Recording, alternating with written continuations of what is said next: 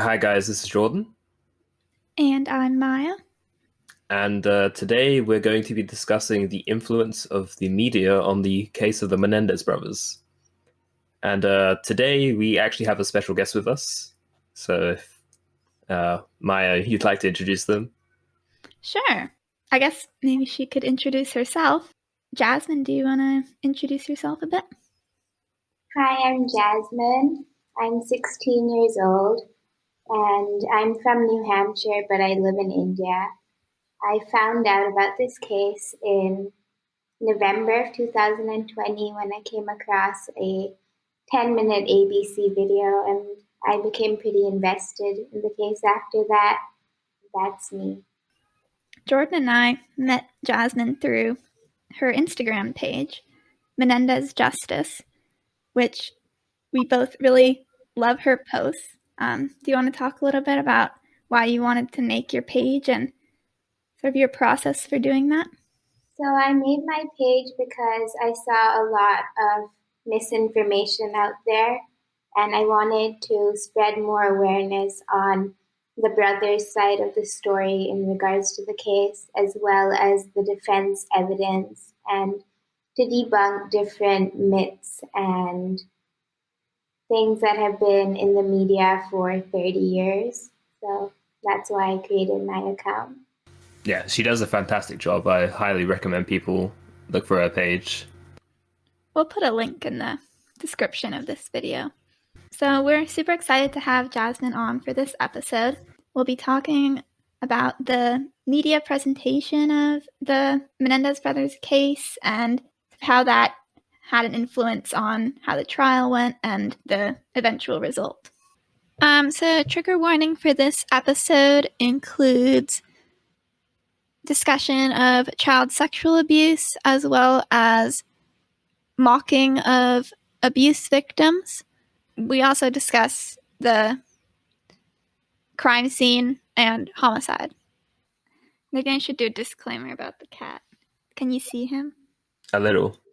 He's here. Now he's not being loud. What's his name? This is Shadow. If there are cat noises in the background of this episode, it's because I have a cat named Shadow. So that's what that is. He's digging his claws into me. Yeah, you got yourself stuck. Okay. Anyways, I guess we should probably start with the beginning, like how the media initially presented the shootings of Kitty and Jose Menendez. Yeah, so the media at first kind of ran with this idea that the killings of Kitty and Jose Menendez were a mob hit. I don't really remember how they got that idea. Do either of you remember how that came up? I think the mob hit angle came because Jose apparently had mafia ties, and people assumed that because he was a Hollywood executive and had apparent mafia ties, that they just assumed it was a mob hit. Yeah, I mean, also was Jose worked for live entertainment, and didn't live entertainment previously have ties to the porn industry, right? Yeah, I think so. And especially back then, like the porn industry was like heavily tied with like the mafia and organized crime. I think that probably played into why people originally thought it was a mob hit, even though the crime scene does not look like a mob hit at all. Yeah, that's kind of what gets me is I don't really know why they initially thought it was a mob hit, because I'm pretty sure a mob crime scene would not be as messy as this one was, and I don't think they kill wives. Yeah, I'd heard that as well. I wasn't sure if that was a rumor that like apparently like the mob just doesn't go after wives. I think that's just in film. I don't think that the mob actually stops and says, "I'm not going to kill wives." Probably not. The mob hit idea was dismissed pretty quickly in the police investigation, I think.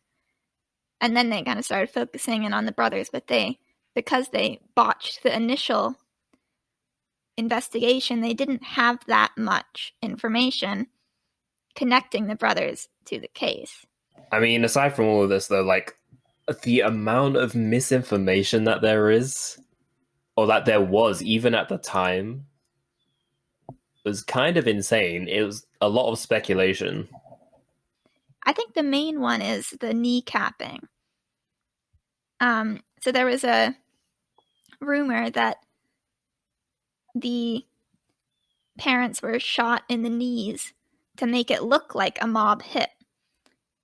And I don't know who got that idea, because they were not shot in the knees. I view it as something that was a rumor made up to, like, try to justify the fact that it didn't really look like a mob hit. Like, I think they just said that it was that they were kneecapped and, like, made that up because they had said it was a mob hit, even though it didn't really look like a mob hit. And then they had to explain why they said it was a mob hit. So they said that the brothers tried to make it look like a mob hit, even though it's very clear that they didn't. I don't know. That's how I view that rumor. I mean, I've seen some people reference the what was the thing in the second trial that the prosecution used to try and, like, recreate the crime? Failure analysis. Failure analysis, that's it, yeah. And, like, in that recreation of the crime, like, didn't they have it so, like, the parents were killed, like, execution style first and then shot, like, in body parts afterwards? Yeah. Because the prosecution tried proving that, like, some of the wounds to the body were post-mortem, like, specifically, like, the leg wound to Jose. And then the defense had to bring in an expert to counter that and be like, actually, there's no way to tell either way. Yeah. I mean, that was not something that was ever brought up in the first trial because the coroner disproved that. It's also important to remember that the failure analysis people, they had never reconstructed a crime scene, and they were like computer engineers. They had never worked on an actual crime before. Yeah, I think in, like, a news report that there's, like, a really interesting article that you can read online about failure analysis and their involvement in the case. But in that article, like, some of the defense, like, a defense expert or someone that was analyzing the testimony of failure analysis noted that, like, they just ignored, like, some of the blatant physical findings in order to come up with their recreation. Exactly. And I think, like, the DA's office spent millions on that witness instead of just having the coroner come and testify again. It's because they didn't like what the coroner had to say. The kneecapping is the one that bothers me the most because it's the most prevalent myth in, like, every single piece about the brothers. I think even prosecutors, like, there's an interview with Carol Nahara, and she says that they made it look like a mob hit and that they kneecapped their parents. But Jose didn't even have any wounds in his knees, near his knee. Like, there was just a thigh wound on one leg. Yeah. But to me, like, the kneecapping is just so... It's one of those lies that's been allowed to sort of fester in, like, the public consciousness surrounding the case. And it's just ridiculous. Like, like, if you ask, like, a random true crime fan who knows of the Menendez case but hasn't really looked into it that deeply, they probably will straight away be like, oh yeah, they kneecapped their parents to make it look like a mob hit. I feel like that's such, like, a commonly held view surrounding this crime, and it's just a blatant lie.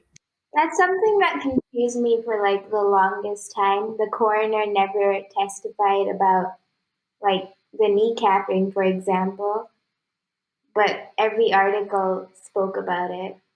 This kind of goes along with another myth that like Kitty was asleep on Jose's lap when they were shot. That one makes no sense either, because she's lying on the floor by his feet. She didn't just like roll off of his lap. Yeah, I think that also ties in with the whole like something that I've seen. Like I think it's on the Murderpedia page about the case, and I've seen like loads of true crime YouTubers repeat this.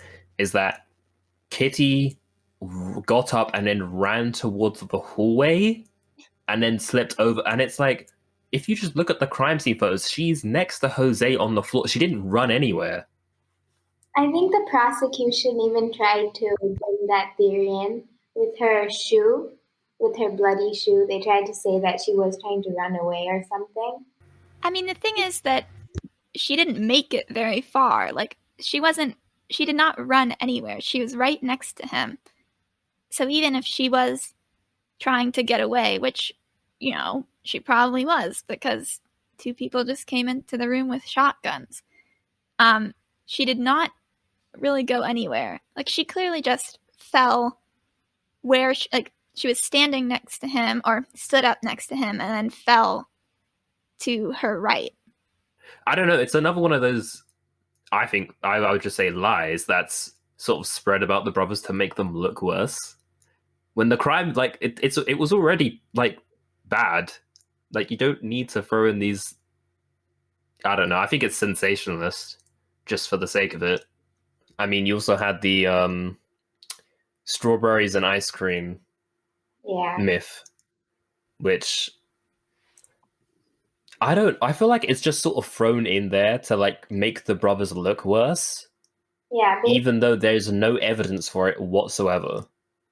I think Leslie talks about it in her book, and she says that, you know, it was just another thing, that a rumor that was based in the coroner's office, and then eventually people found out about it, and the media just ran with that. Yeah. They were not eating strawberries and ice cream while watching a movie on the couch. The police never actually tested the glasses to see their content. And there was just like, there were 2 empty glasses on the coffee table, unless they put them down and then got shotgunned to death. So I think with a lot of these lies, or a lot of the misinformation about this case comes from like sensationalism. And this case was highly sensationalized in the media. Yeah, Leslie Abramson, Eric's lawyer, went on a show. Oh, the show Politically Incorrect with Bill Maher. The show was about media coverage of crime and criminal cases.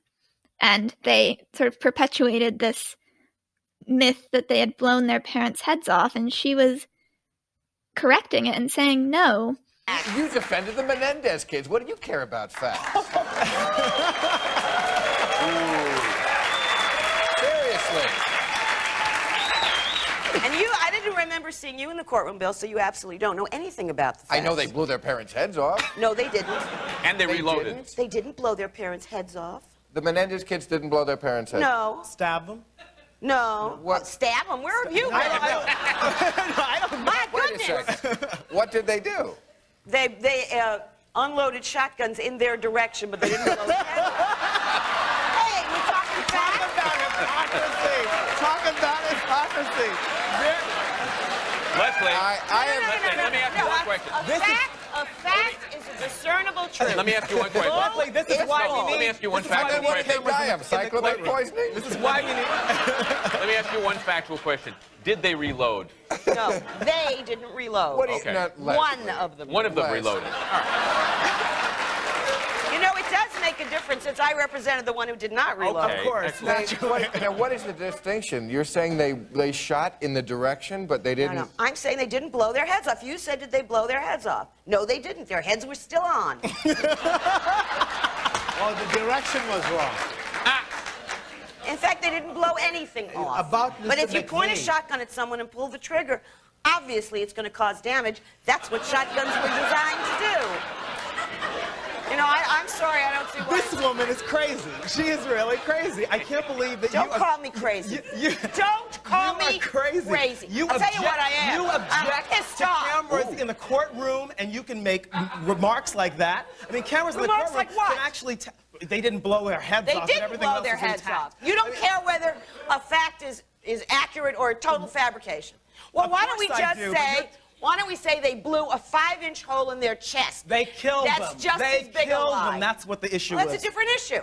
If you want to say they killed them, yes, they killed them. That's right, Bill. She's got you. You were arguing about the location of the head. Would you like to retract your statement, sir? All right. You're part of the problem. Ooh.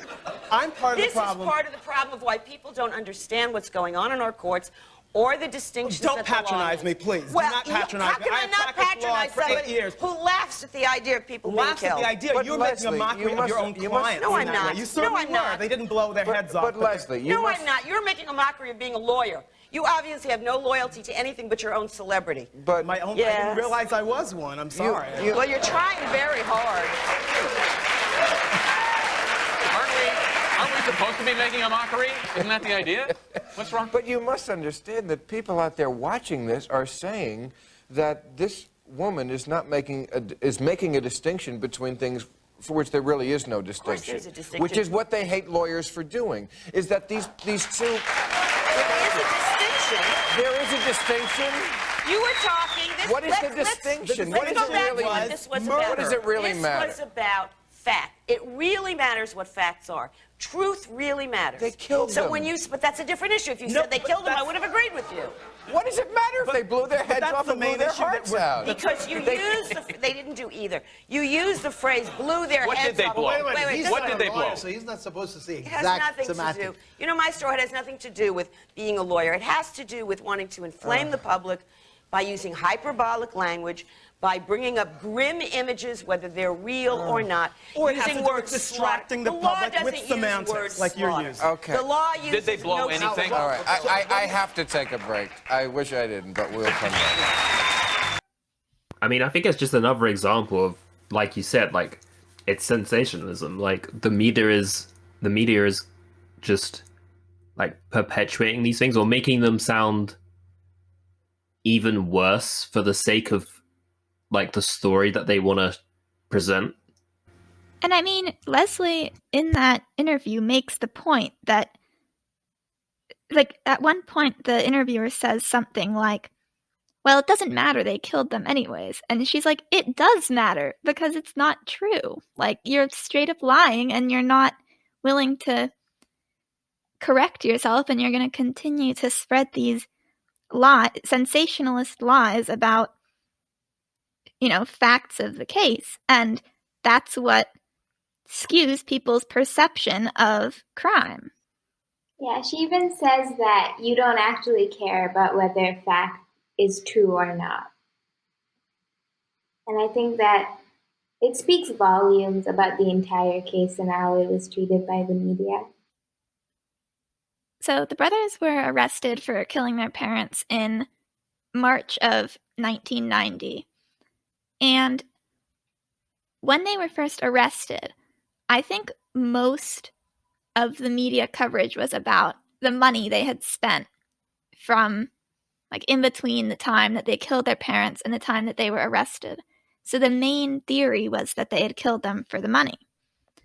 And this was perpetuated by the DA's office. And I think even in the initial, like, press conference announcing that the brothers had been arrested, the first thing that people thought about was, how could they have committed such a brutal crime? And it led people to immediately believe it had to just be about bad seeds and money and greed.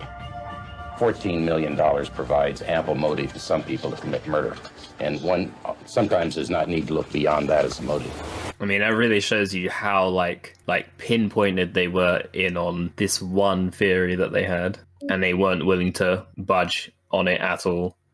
I mean, I also think that speaks to how sort of sensationalized the case was because it was in Beverly Hills with all this money. They had set that tone from the very beginning, and they weren't willing to present a different image when they got more information. Even when all of this contradictory information started coming out about the abuse. I think it also plays into why when you see like a lot of like people above the age of 40 or middle-aged people talk about this case now, a lot of them always say, I was there at the time, I lived through this case. And I think it's the reason why they have such strong opinions is because they lived through that time where all they were seeing on the media, like in the media, was the brothers' spending habits after the killings. And like that was the bulk of what they heard at the time. Because there was a 3-year gap between when the brothers were arrested and the start of the first trial. So imagine that's a lot of time for like the public consciousness surrounding a case to set in, you know? So there was an article on People magazine about 2 weeks after both of the brothers were arrested and arraigned. It was one of the biggest articles and pieces on the case in the beginning, at least, and it was quite biased to the prosecution, obviously, and it had a couple of myths like the berries and ice cream, and that the crime scene wasn't indicative of family rage. Yeah, that quote from the article, it says something like, the grim and calculating nature of the crime scene doesn't speak to family rage. And then it also says that they were both shot multiple times and that it was a messy crime scene, basically. And I'm like, those are not consistent statements. It was, I don't know, in my perspective, looking at that crime scene, it's clearly emotional family rage.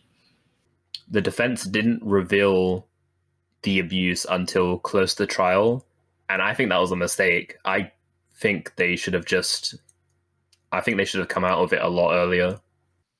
I think the reason that they waited was because of Lyle, because he didn't want to testify, and he didn't want. I think that he was really, really reluctant. Oh, yeah, that's a good point, actually. Yeah, I had not thought about that. People say that they didn't, like, they were in prison and jail for 3 years and they never made allegations of abuse until they realized that they were going to go on trial. So I think if they had made the allegations earlier, it would have been more, like, accepted. Yeah, like I think like people here like they didn't make abuse allegations until close to trial, when in reality they had already revealed the abuse to their family members in 1990, the end of 1990. Like, so that's almost 3 years before the first trial. But most people don't know that. Like, you wouldn't know that unless you've watched the trial, I think. I mean, that being said, there were a lot of hints in the media coverage of this case that there was abuse in the Menendez family. In Dominick Dunne's first article about the Menendez case, he starts this really long article by talking about a conversation that he had with someone who was a Beverly Hills kid, and he was on a plane sitting next to him, and Dominick Dunne asked this kid about what he knew about the Menendez family, and the kid said something like, I heard the dad was really rough on the kids. And I'm like, okay, obviously that's not an indicator of sexual abuse, but that's an indicator of abuse, and that's in an article from 1990, before the brothers had publicly come out and said that they killed their parents. I mean, and that's like a stranger, someone who didn't even know them, saying this. In that early article as well, in Dominick Dunne's first article, he says that someone told him that there was incest in the Menendez family. I don't know. I look at that 3 years before the defense was revealed publicly, and it's like people shouldn't have been surprised that it ended up being true. I mean, that's in one of the first media articles. Yeah, exactly. Another thing in the media coverage that kind of early on that hinted at sexual abuse was there's the photo of Lyle on Jose's lap where Jose is groping him, or like Jose has his hand on Lyle's genitals, and Lyle like has his hand on Jose's hand and looks really uncomfortable. That picture was run in multiple news articles about the case before the brothers went to trial. None of those articles ever talk about the fact that Jose is groping his son in the picture. They just put it in there as like a, oh, fun family photo.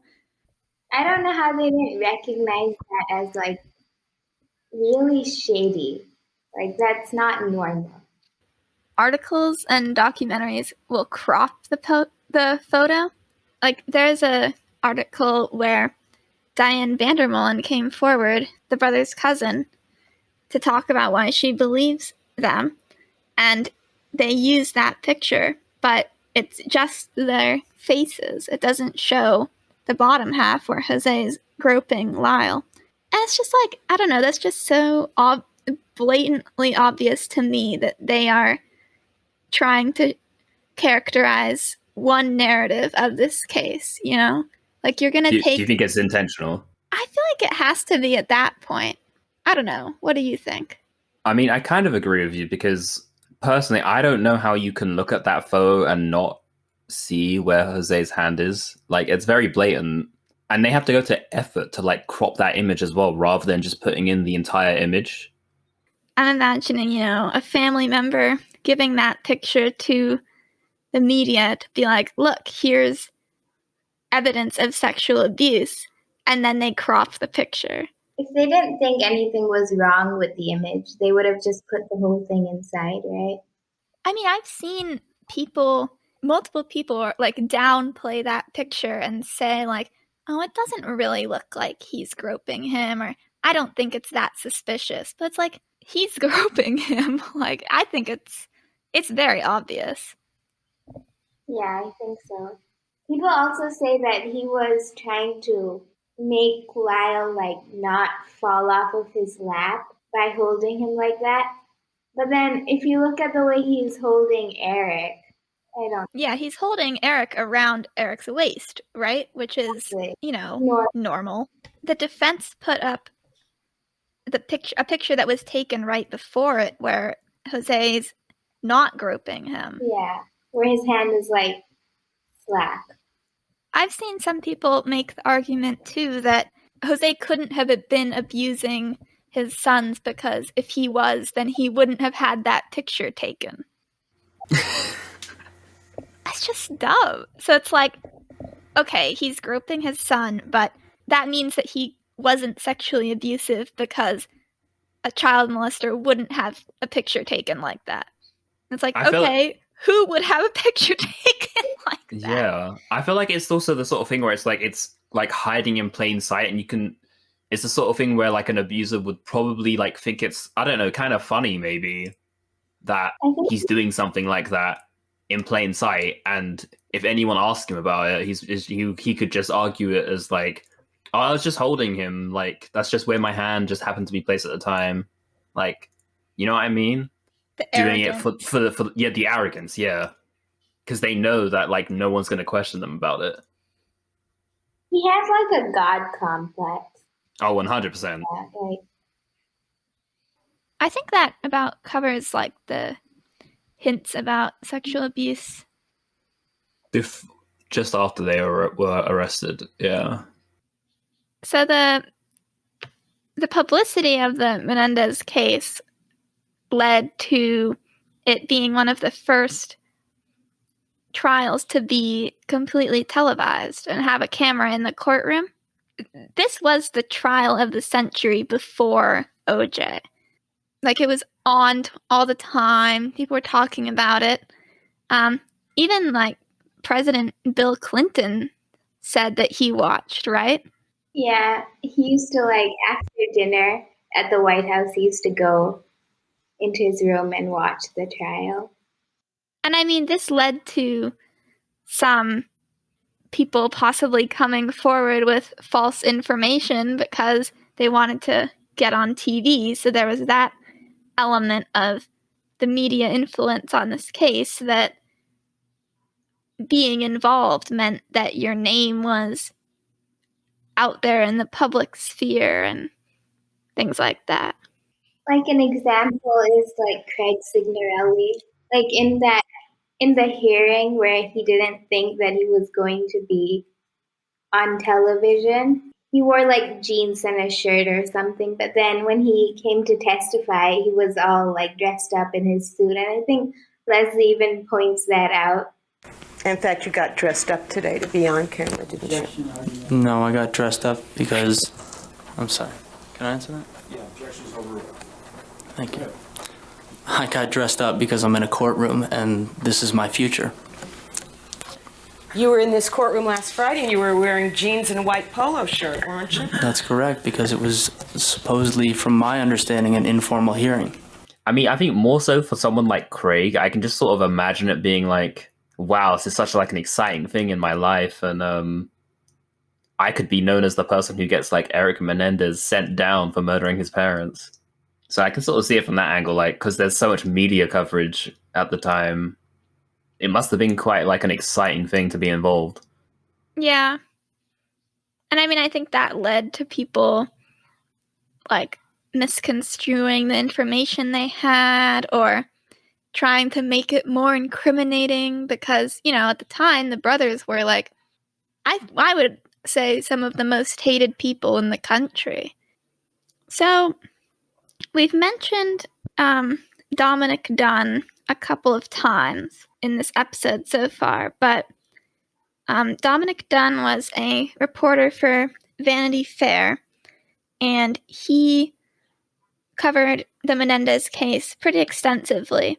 And he was like outspoken about the fact that he was covering it from a prosecution angle and that he believed the brothers were lying.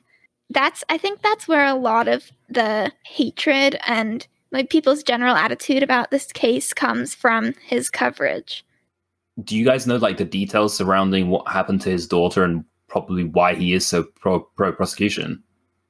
She was like an abusive boyfriend, and he killed her, and he got like voluntary manslaughter, and he only spent like a couple years in prison. Yeah, after that he covered most cases pretty pro-prosecution, and maybe a lot of his hatred for the brothers' defense of abuse stemmed from the fact that his daughter's abusive boyfriend got away with murder. I think that probably is true. I mean, there's some other weird stuff about Dominick as well. Like, allegedly, like he's passed away now. He had like copies of Eric's like modeling photos. Yeah. And apparently he like repeatedly sent letters to Eric when Eric was sent to prison. If you had such like a definite view about this case, why are you still like trying to be in contact with one of the perpetrators? Like, I don't know, it just seemed really weird to me. So I can't remember, it was during the trials where Lyle was corresponding with a woman named Martha Shelton. So this was just someone who, I'm assuming just Lyle saw them as a friend, because like they got thousands of mail, so they corresponded with a lot of people. But this woman, Martha Shelton, came out and said that she had tapes of her conversations with Lyle, and that on a tape that she has Lyle on tape saying that he like snowed or fooled half the jury. He just has to, or half the world. We snowed half the country, now we have to snow the other half. Yeah, so when she said this, the police at the time actually like served a warrant to look for these tapes. Turns out they didn't exist. So she's clearly lying about having tapes of it. Martha Shelton like came out and said like it was a lie, like Lyle never said that. They still ran that quote in Eric Tells All. Like, Eric Tells All is the best documentary on the case. Like, it is the most accurate. in my opinion. And it still has a lie in it. And then years later, she comes out and says that she only said that at the time because Dominick Dunne had paid her to make it up, and that Lyle never actually said anything like that to her. Like, come on. Like, if there's anything else that you need to know about Dominick Dunne, aside from that, like, I don't know what else. I mean, to be fair, he denies that happened. Yeah, of course he will. But he admits that he paid her. But he says he paid her because he felt bad for her. Oh yeah, like I was paying her. Yeah, like I was paying her, but like I didn't tell her to say those things about Lyle. Yeah, I was just being nice, okay? I just sent her $1,600 for the heck of it. You know, she went to jail, not for this, but she used to pass as like Rachel Jones and stuff like that. So she got convicted of like identity theft and harassment, stalking. It's like, I still feel like the biggest indication there that it was untrue is the fact that those tapes didn't exist.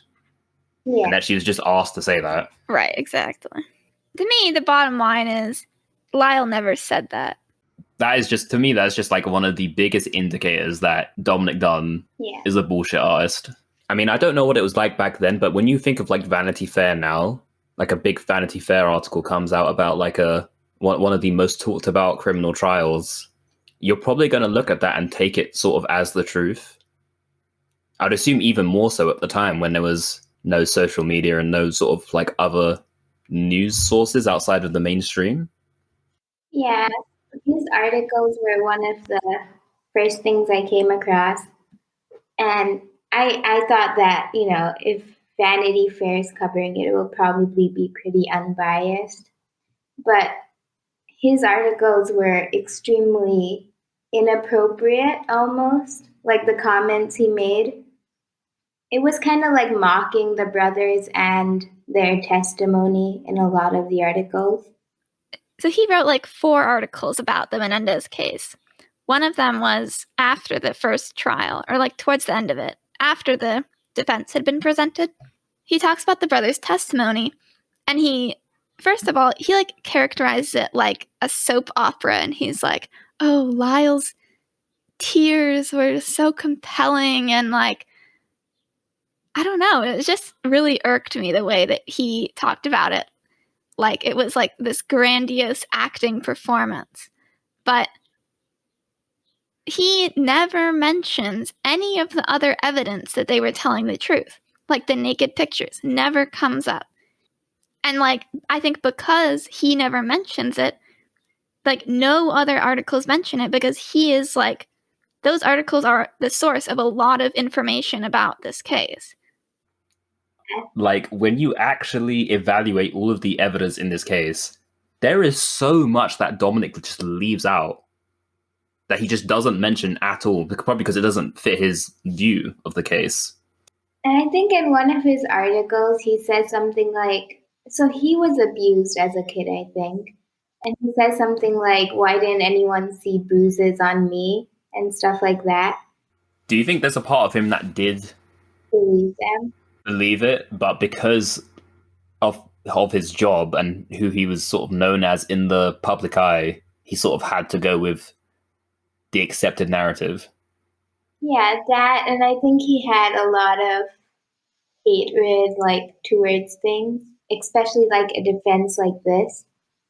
According to Robert Rand, who is a pro-defense reporter on this case, who we highly recommend his book, after Lyle's first day of testimony, Dominick Dunne approached Robert Rand and said that he believed Lyle, but then, like, a couple hours later, went on a TV program and said, I think like the exact quote is that Dominick Dunne said, I didn't believe a single word that came out of his mouth, merely hours after saying to Robert Rand, I believe him.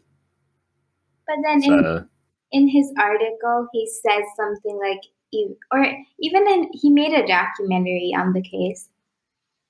And have you guys watched it? I think it's called power and justice and something. I think I've seen it. It's on YouTube. Yeah, there's I think. Pam and David, Khan, and all of them. And yeah. He says something like, even I had tears in my eyes, but then I watched the same moment on TV and realized it was completely rehearsed. What? Yeah. I don't know, like what that's even supposed to mean. Well, we've kind of touched on this a little bit, but the defense didn't come out publicly with the sexual abuse claims until, I think it was like 10 days before the start of the first trial, right? Somewhere in that time span. Yeah, but I think that did lead people to be extremely skeptical of these claims. And when the brothers testified, they were even like mocked in an SNL skit. Good evening, I'm Greg Jarrett for CourtTV. It was a startling day of testimony at the trial of Lyle and Eric Menendez. After several weeks of presenting its case, the defense stunned the courtroom with the revelation that not only are there two other previously unknown Menendez brothers, Danny and Jose Jr., but that they in fact committed the murder with which Lyle and Eric are charged. Later this afternoon, younger brother Eric joined Lyle on the stand, and in riveting testimony, they spoke of the secret existence of these two previously unknown Menendez brothers and the years of emotional abuse they suffered. Now, is it true your father never allowed your other two brothers, Danny and Jose Jr., out of the house? Yes. And that he never allowed them to go to school? Yes. Yes. Never had them in family pictures or mentioned them to friends? Yes.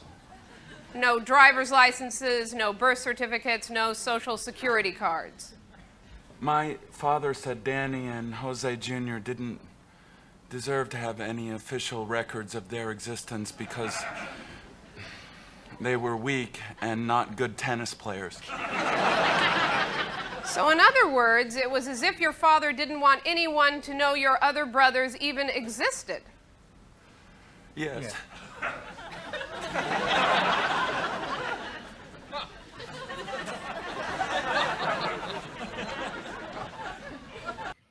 I think it was trying to portray them as like creating an excuse. None of the stuff that passed 30 years ago would pass today. At least I hope not. Yeah, I just think it would be viewed as like, I mean, which it is, like extremely insensitive. I think Eric talks about that in Eric Tells All, where he's like, I was sitting in the jail cell and he sees like the SNL skit and like Michael Keaton mocking him and stuff. And these were people that they looked up to, people that they liked. And I don't know. Yeah, imagine seeing like one of your favorite celebrities on national TV mocking you. Yeah. Have you guys watched that Kathy Griffin video? Oh, yeah. Where she like literally makes a rape joke. Big news court reporter Kathy Griffin has an update on the Menendez brothers case. Kathy? Thank you, Ron and Terry. Well, we're back at the LA courthouse awaiting the retrial of Eric and Lyle Menendez, the two Beverly Hills brothers who killed their parents. And after viewing the evidence and seeing the testimony in the first trial, let my boys go. Oh, come on, they're so adorable. They are too fine to go to prison. Whoa! And you know what? Lyle's my favorite. I'll tell you why. I know he wears a toupee and everything, but you know what? It's not about looks. When you're a guy like Lyle, it's just not about that. Get over it. And let's face it, Kitty and Jose had to go. Here's the deal. You stick a toothbrush up your 6-year-old kid's ass, he gets to blow you away in the family room. That's the rule. Leslie Abramson, go on, girl. You're doing a great job. And all right, I know they don't exactly have an airtight case, okay? Lyle went on a little bit of a spending spree a week after the murders. He got a couple Rolexes and a $70,000 Porsche. But you know what? Sometimes you just have to treat yourself. You do. It makes yourself feel better. Like one time I went to the mall and I got a whole bunch of caramel corn just because I felt like it. And the other thing is, Lyle is my boyfriend. He just doesn't know it yet. Well, he could be. All right, here's the plan. I think that Lyle and I should get married, and we should live in the main house. And then Eric should live in the guest house, and I'll tell you why. First of all, Eric is a loose cannon. He's more trouble than even Lyle, and he's all hopped up on the Xanax all the time. Anyway, that way the boys can be close to each other, and yet Lyle and I can still have the privacy that newlyweds crave. Oh, it'll all work out so perfectly. As long as I don't get him mad. This is Kathy Griffin for Big News. Back to you in the studio. Disgusting. She says something like, I guess if you stick a toothbrush up your 6-year-old's ass, you get to blow. That means he gets to blow you away in the family room. And I was like, yeah, I think so. I think it just shows how much the media spun their story as completely fabricated. And in order to do that, they ignored mounds of evidence that the defense put on. I think a lot of the media coverage, including Dominick Dunne, likes to point to only their testimony and say, look, they lied before, they could lie again. But that's just ignoring everything else. Like, we kind of went over in our previous couple videos about their claims, like, there was so much evidence that they were telling the truth. That wasn't their testimony, you know? Yeah, that's how I see it as well. I think if people didn't watch like the trial back then, there's no way that they would be able to believe it, you know? Because because the media never, they always say they claimed sexual abuse, and that's like the end of it. Like, I've not read one article that talks about the nude photographs or Andy Cano or any of them that actually corroborated the case. I've noticed there's like, as far as I can tell, there's nothing online, unless it's like going back to like the 90s when the trials were going on, that actually talks about the experts like Dr. John Conte or Dr. Ann Burgess, Dr. Stuart Hart. There's just nothing about them relating to this case online. Yeah, they're just completely overlooked. And for me personally, their testimony was very significant for me. Yeah, for me too. Like, I believe the abuse, like, pretty much straight off the bat, because I don't know. And, but I didn't believe that the whole fear for their lives defense until I listened to Dr. Ann Burgess, and then that was very corroborative. Yeah. I mean, then there's also the, like, Alan Dershowitz abuse excuse book, which he talks about this case. The book Abuse Excuse was written by Alan Dershowitz, who's a famous celebrity lawyer. Do one of you want to talk about that or explain what that was? Well, the abuse excuses, I guess it would be in reference to essentially defense teams concocting false stories of abuse in order to get their clients off of whatever they're being charged with at the time. So in the brothers' case, it would be that they had created this false story of abuse in order to excuse their actions in a way. I think it's sort of like the argument that these people were abusive and so they deserved to die, which is not what the defense was in this case, but that's how a lot of people viewed it. Essentially like vigilante justice of these people hurt us, so we get to hurt them. A lot of people don't know about the things that actually led up to the killings. So all they were hearing is that these two people are claiming that they were abused and then they killed their parents. But they leave out that whole chunk of the week of the killings. And that's what the term abuse excuse does. That they think that because they were abused, they killed their parents. But they leave out that essentially the heart of of the defense. Yeah, I think it mischaracterizes the defense completely. Yeah, and Alan Dershowitz, he's been accused of being involved in sex trafficking and having sex with like a 17-year-old who was being trafficked by Jeffrey Epstein. I feel like just the fact that like Alan Dershowitz sort of coined the term abuse excuse and then sort of like applied it to this case is more demonstrative of just the general like public perception of the case at the time. So because of the way that the media portrayed the case in the 90s, it was pretty difficult to, like, I think it was pretty difficult for people to get an unbiased opinion of what happened. And so unless you were watching every day of the trial, it was probably difficult for someone to believe the brothers. Do you guys think that if you were learning about the case in the 90s, you would be able to believe them? I feel like the empathetic side of me would want to say yes, but knowing that back then I probably wouldn't be watching like every day of the trial. I probably wouldn't be interested in the trial back then, actually. So all I would really be hearing about the case is through like word of mouth. And since like social media and the internet wasn't really a thing back then, it would just be word of mouth and whatever I saw on the news or like in an article.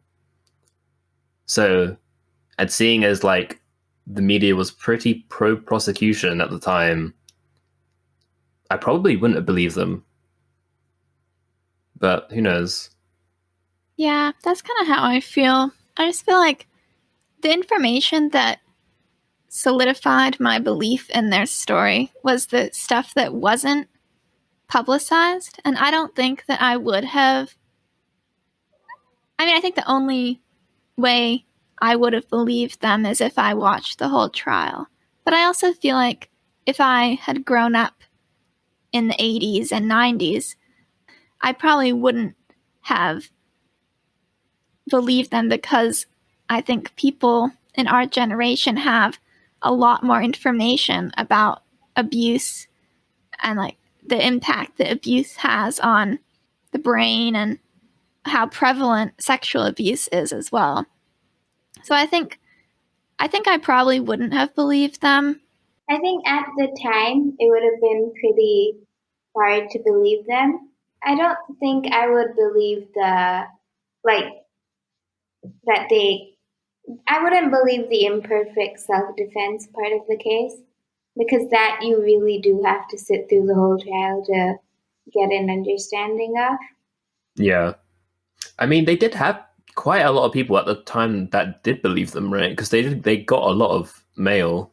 There were a lot of people that did believe the abuse and supported them and were writing to them about their own abuse experiences. I remember in Robert Rand's book, he says that every day that Lyle testified, he kept a different letter in his pocket of someone who had written to him saying that they weren't believed about their abuse experience. I don't know, that really stuck with me.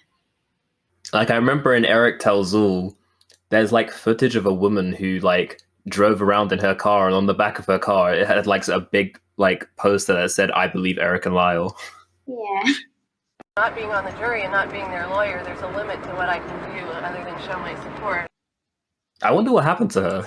There was also like, I think outside the courthouse there were like demonstrations of people showing their support for the brothers.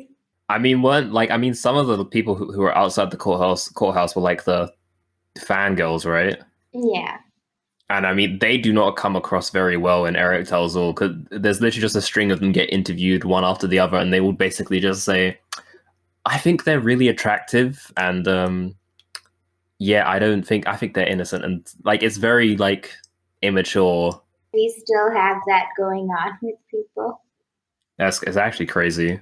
I feel like that kind of like really tarnished people's perception of the defense too, that all of these people were out there like equating their attractiveness with their innocence, and that sort of put this whole other layer of, I think, negative perception of the case, because it was viewed, and I think it still is, of like, oh, if you believe them, you just think they're hot or whatever. Leslie Abramson was known for being quite mothering towards Eric. And I think she has like said in an interview, like, I would have been happy like to raise Eric and like he wouldn't be in jail right now. So she was very mothering towards him, but she was also sort of like mocked in the media for being like this as well. And people questioning her and being like, wait, does she think she's mummy? Like, why is she being so caring and mothering towards him? The media portrayed the way the defense presented the brothers as very much trying to make them look younger and treat them like kids. But with Leslie specifically, she would like adjust Eric's sweater and put her arm around him when she was talking to him in the courtroom, stuff like that. I mean, I don't know. I don't really view it as that mothering. I think it got completely misconstrued by the media. I just don't like see it as a big deal. Like, it's her client. Like, she obviously knows him on a deeper level than most other people at that point. So like, even if she was like particularly like mothering towards him, like, I don't really understand why that's an issue or why that was called out so much. Also, like, I'm unsure if like if it was like a male attorney and he was sort of treating his client sort of like a son and being kind of caring towards them publicly, like, would they have been scrutinized in the same way at the time? I don't know. I don't think that a male attorney would have been as scrutinized for doing something like that. I mean, there's plenty of times in the trial where like you can see like Michael Burt wasn't like fatherly or anything, but he was like friendly, especially like with Lyle, and like joked around with him, and like you can see them like laughing together and stuff. But I've never seen anyone talking about that. Like, it's not the same, but I think I don't know. Media had it out for Leslie, like in general. Like, articles about her always comment like about how short she is and her frizzy hair and all of that stuff that they would not comment about a male attorney. I mean, I think that's another thing that Leslie Abramson got criticized for, is she was very kind of loud and outspoken, and I think that was sexism towards her, of like, oh, a female attorney shouldn't be brash, I guess. I don't really know what the right word would be to describe it, but like, she really took the lead on the defense in this case. And I think out of all of the attorneys, she was the most confrontational, I guess. Yeah, I think confrontational is probably the best word. And I think she got criticized a lot for that. I do not think a male attorney would have been criticized in the same way that she was. I mean, that's their job. I think people considered her like aggressive, and they didn't like that. They weren't used to lawyers being like that. And even in the past, like with her other cases, she was really outspoken about things that she considered wrong. Like, there was this Pakistani gynecologist who was accused of like mutilating and chopping up his son, and she defended him, and that's a different thing. But she said that, I want everyone in this county to know that the district attorney is okay with sending an innocent person to the gas chamber. So I think she said things that people viewed as really unacceptable at the time, especially coming from a woman. So one thing I've read online is that there's like a sort of a conspiracy theory, I guess, that the media took such a hard pro-prosecution angle with this case because they were trying to like protect how many abusers were in Hollywood and like how prevalent sexual abuse is in Hollywood, which today I think we know a lot more how common, sexual favors or like sexual abuse is because of the Me Too movement. But yeah, I'm wondering, what do you guys think that it was kind of like intentional that they decided to present the brothers' claims of sexual abuse as completely false? I think there could maybe be a hint of truth in that some higher ups in certain industries probably could have been worried that the brothers could know something that they didn't want out, and so there was definitely like a combined force to sort of push out the narrative that the brothers were lying. Maybe that's like conspiracy theory stuff, but there's that. Have you guys read the transcripts of the Larry King thing? yeah. Where Dr. Vickery says that there were people that had been molested by Jose, but they couldn't talk about it because they were in the entertainment industry. So there is a possibility. I don't know. I think it's an interesting theory. I mean, I feel like with the media too, it's like, even though the jurors weren't supposed to know anything about the media coverage of the case and stuff like that, I think it was unavoidable in terms of the pressure that there was on the jurors to convict the brothers and the pressure on the prosecution to convict them too. Yeah, I mean, even like according to Hazel Thornton, she's said that the women on Eric's jury had reason to believe that some of the men either were watching the news or had a source of information that I believe put pressure on them to convict rather than to be seen as gullible in the eyes of the public. So I think that tells you a lot about how much influence probably the media had even on jurors at the time. And that was during the first trial. Yeah, I think she also said something like the men were really scared of being like portrayed as really emotional when it came to the Yeah. So, like they didn't want to be known as like the male jurors who got the Menendez brothers off. yeah. And the defense did like a $45,000 survey before the second trial to prove that because of all the media coverage and attention, that a jury pool in Van Nuys would be poisoned or biased.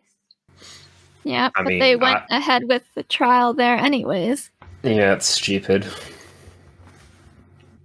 I mean, as much as those second trial jurors want to like scream and shout that like they were like completely unbiased when they went in and like they just did their job as jurors, I do not believe for 1 second that there weren't at least a few jurors in their second trial who were like, yeah, we're convicting these brothers. I think they went in with that mindset, a lot of them, that when they walked into that trial, they were not thinking that I'm going to just wait for all the evidence and then decide. I think the other thing with the second trial and the media coverage around it was that because of the media coverage in this case, there was so much pressure on the DA's office to convict the brothers. I think that if the media hadn't attached itself to this case and covered the case as extensively as they did, that the brothers would have been given a plea deal after the first trial. Because the abuse evidence was so overwhelming and all of their family members supported them and didn't want them to be sentenced to death. I think the only reason that they went as hard as they did in the second trial is because of the public perception of the case. I think even like they've even like Carol Nahara, I think she says something in like the recent, I can't remember what documentary it was, but it aired like late last year, and she talks about what the like atmosphere in the DA's office was at the time, and it was like they were like publicly embarrassed to the extreme. So it was like they really had to go hard on the brothers in the second trial. Because the DA's office was already it was pretty much a mockery of the justice system at that time. They lost time and time again. And then they have this highly publicized trial, and they just had finished another one, right? They finished the OJ trial, lost that one, also extremely publicized. Then they have this other one that's been publicized for like 6 years. They can't afford to lose that one. I also think that the reason that they went for the death penalty, like, I think Gil Garcetti is pretty anti-death penalty now, but at the time, I think if he said I don't want to go for the death penalty, it would have looked really bad on The Office, considering the fact that the DA before that tried the brothers with the death penalty. Yeah. So, like, because he was the new DA, it was a bit like, oh, the previous DA, like, went for the death penalty. If I don't do that, I'm gonna look weak in comparison. Yeah. And I mean, they did a lot of shady shit in the second trial to get the brothers convicted. Yeah. I read an article that was, like, really good about how bad the DA's office messed up this case. Like, I do think that there had to be something shady going on between the DA's office and Weisberg. Like, that's a theory, and there's not a lot of evidence that supports that theory, but I think it's a big possibility. Maybe Weisberg was also influenced by the media, that because of the media attention, even a judge would be prejudiced. Yeah, I mean, I think I don't know, it just doesn't make sense to me why he would allow the first trial to go the way that it did, and then completely reverse so many of the rulings in the second trial. I mean, he like went back. Shouldn't he be like impartial and not take what he already knows about the case into consideration when he's making his rulings? Yeah. Yeah. I don't get I think why they had the same judge. Like, that didn't make sense to me. Yeah, they shouldn't have had the same judge. I don't understand that. So, one difference from the first trial to the second trial was that Judge Weisberg banned cameras in the courtroom in the second trial. So, I don't know. What influence do you think that had on the case? Personally, I think he knew what he was going to do, and he knew that he would be scrutinized if people saw the way he made his rulings in the second trial versus how he made in the first trial. That's a good theory. It was also like a week after the OJ verdict, and that was, I think a lot of people say that's the reason that he probably banned it from the second trial, because of how cameras played out in the first trial as well as the OJ trial. Yeah, definitely. I mean, I think in the OJ trial, even more than in the Menendez trial, the defense really played to the media and played to the cameras. So I think like that makes a lot of sense to me for why he would change his ruling on the cameras in the courtroom. Yeah, I think the media influence on this case is a huge part of the reason that the second trial went the way that it did, and just how publicized the case was in general. That had an influence on how the jurors acted, how the prosecution acted, how the DA's office acted. Yeah, I agree. Yeah. I mean, I feel like with the fact that the brothers were, even after they were convicted and sentenced to life without parole, that they were then separated and sent to separate prisons for more than 20 years. I mean, I don't think that would have happened without the media coverage of the case. In the sentencing, there's a clip of Leslie where she says, like, It's ridiculous to say that they shouldn't be together because they would commit other crimes. The probation report indicates they are not a danger or a threat to anyone. They have not committed any other crimes. They did not conspire over the 6 years they have been together in the same smaller institution, the county jail. And the probation department recommends that they can be kept together and that they will be an asset to any institution they are in.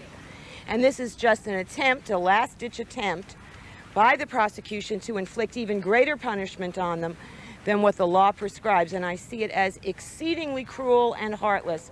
I don't hear them making statements like that about serial killers, about baby rapists, but because these are highly notorious defendants, thanks to y'all, they think it's a free-for-all for inhumanity. Which is true. yeah. I mean, I think a lot of the really cruel elements of how this case was handled in like the justice system came from the media coverage of it. Jasmine, do you still have access to the probation reports? Yeah. Because I think those probation reports are really like enlightening about How's the family? what the wishes were of the people who were actually close to the brothers at the time. Those were from after they were sentenced, right? Or was that? It's after they. Yeah, I think it was after sentencing. Yeah. I wonder why Detective Zoller wanted them in 2 different prisons. Like, I don't buy his explanation of it's because they would conspire to commit other crimes. I don't buy that. I think he's just a vindictive person. Yeah. I mean, I feel like in most cases, when you have the family of the victims saying that they don't want their killers to be separated or to be sentenced to life without parole or to get the death penalty, like the court would listen to that. But because everyone else in the universe was saying the opposite, they just ignored what the family wanted.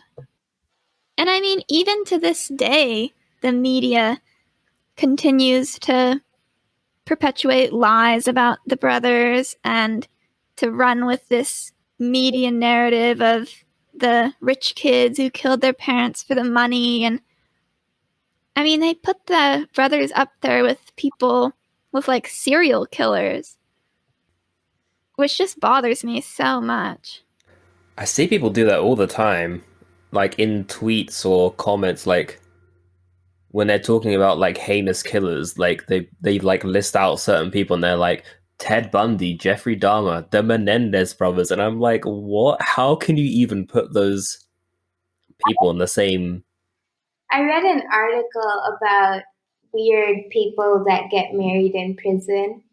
And there's like Richard Ramirez, Ted Bundy, and then you have like Eric Menendez, Lyle Menendez, and it makes them sound like just as bad.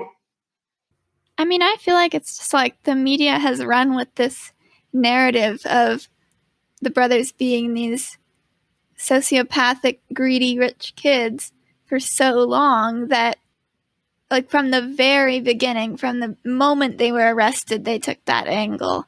And it's just so frustrating that I think no amount of evidence will change some people's minds about this case because of the way that it's been presented for 30 years and the way that evidence has been ignored and misconstrued. And yeah, do either of you want to have any final thoughts? I hate the media. That about sums it up, I think. Jasmine, I mean, you're welcome to. We love talking to you, so you're welcome on Anytime. Yeah. Thank you guys for having me. I had fun. Thank you. Yeah, thanks for joining us. We had a lot of fun talking to you too. We don't know what our next episode is going to be. We don't know what the next one is yet. But thanks for listening.